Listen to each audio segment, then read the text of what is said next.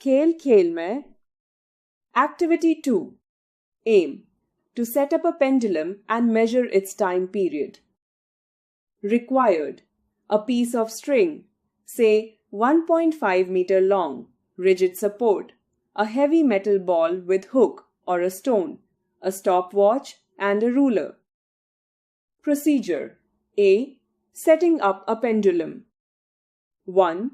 Attach the ball or stone at one end of the string to act as a bob.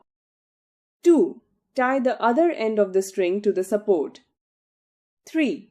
See to it that length of the string from support to bob is about 1 meter. 4. Let the bob come to rest. 5. The pendulum is now ready to use. B. Calculating time period. 1. Gently take the bob to one side and release it softly. 2. Let the pendulum vibrate. 3.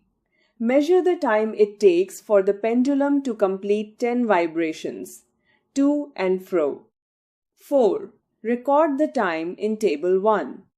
5. Repeat the process 3 to 4 times. 6. Repeat the procedure for bobs of different weights and strings of different lengths.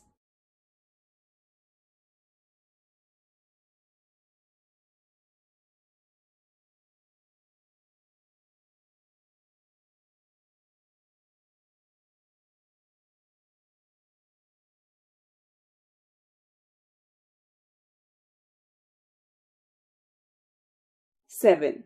Divide the time taken for 10 vibrations by 10 to find the time period of the pendulum. Observations. Table 1. Time period of a simple pendulum. Length of the string equals 1 m. Serial number. Time taken for 10 oscillations. Seconds. Time period. Seconds. Result.